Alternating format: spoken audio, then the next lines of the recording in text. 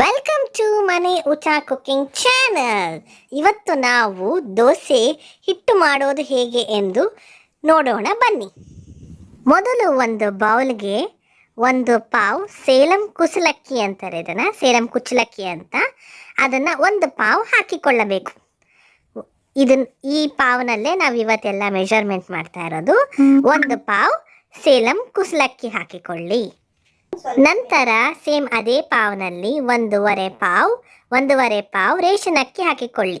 ಒಂದೂವರೆ ಪಾವು ರೇಷನ್ ಅಕ್ಕಿ ಹಾಕಿಕೊಂಡ ನಂತರ ಒಂದು ಪಾವ್ ಉದ್ದಿನ ಬೇಳೆ, ಇದನ್ನ ಸಪ್ರೇಟ್ ಇನ್ನೊಂದು ಬೌಲ್ನಲ್ಲಿ ಹಾಕ್ಕೊಂಡು ನೆನೆಸ್ಬೇಕು.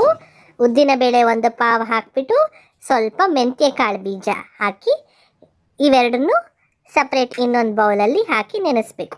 ಸಪ್ರೇಟಾಗಿ ನೆನೆಸ್ಕೊಳ್ಳಿ.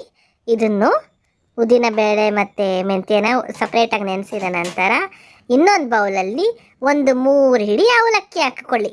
ಇದನ್ನು ಸಪ್ರೇಟಾಗಿ ನೆನೆಸ್ಕೊಬೇಕು. ಟೋಟಲ್ 3 ಸಪ್ರೇಟಾಗಿ ನೆನೆಸ್ಕೊಬೇಕು. ನಾವು ಈ 3ಕ್ಕೂ ಸಪ್ರೇಟ್ ನೆನೆಸಿರ್ತೀವಲ್ವ, ನೀರು ಹಾಕಿ 4 ಅವರ್ಸ್ ನೆನೆಯಕ್ಕೆ ಬಿಡಬೇಕು.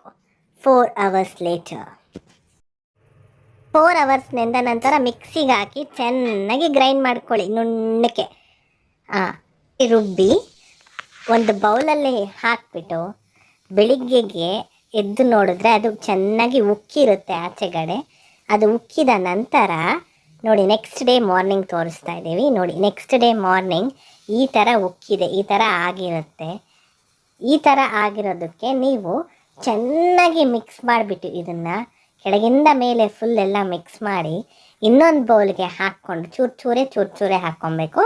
ಸ್ವಲ್ಪ ಹಾಕ್ಕೊಂಡು ಅದಕ್ಕೆ ಸ್ವಲ್ಪ ಉಪ್ಪು, ಆಮೇಲೆ ಒಂದು ಚಿಟಿಕೆ ಸೋಡಾ, ಅಡುಗೆ ಸೋಡಾ ಅಂತೀವಲ್ವ, ಅದನ್ನು ಹಾಕಿ ನಿಮಗೆ ಎಷ್ಟು ನೀರು ಬೇಕೋ ಅಷ್ಟು ಕನ್ಸಿಸ್ಟೆನ್ಸಿ ಹಾಕ್ಕೊಂಡು ದೋಸೆ ಮಾಡೋಕ್ಕೆ ಅಂದರೆ ಅಷ್ಟು ನೀರು ಕನ್ಸಿಸ್ಟೆನ್ಸಿ, ದೋಸೆ ಇಡ್ಲಿ ಏನಾದರೂ ಮಾಡಬೇಕು ಅನ್ನೋವಾಗ ಅಷ್ಟು ನೀರು ಹಾಕ್ಕೊಂಡು ನೀವು ದೋಸೆ ಮಾಡ್ಕೊಬೋದು.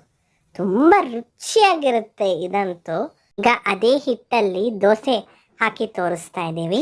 ಫಸ್ಟು ಒಂದು ತವ ಕಾದ ನಂತರ ಸ್ವಲ್ಪ ಈ ಥರ ಈರುಳ್ಳಿ ಹಾಕಿಬಿಟ್ಟು ಗ್ರೀಸ್ ಮಾಡಬೇಕು. ಈರುಳ್ಳಿನ ಚೆನ್ನಾಗಿ ಗ್ರೀಸ್ ಮಾಡಬೇಕು.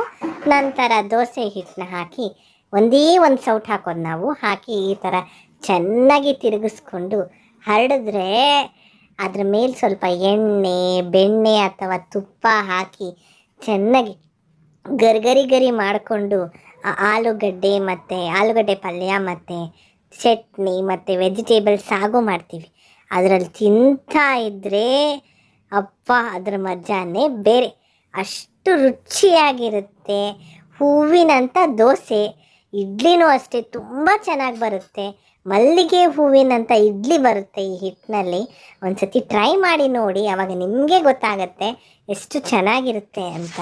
ಮಾಡ್ಕೊಳ್ಳಿ, ತಿನ್ಕೊಳ್ಳಿ. ನಿಮಗೆ ನಮ್ಮ ಚಾನಲ್ ಇಷ್ಟವಾದಲ್ಲಿ ಲೈಕ್, ಶೇರ್, ಸಬ್ಸ್ಕ್ರೈಬ್ ಮಾಡಲು ಮರೆಯಬೇಡಿ. Thank you for watching.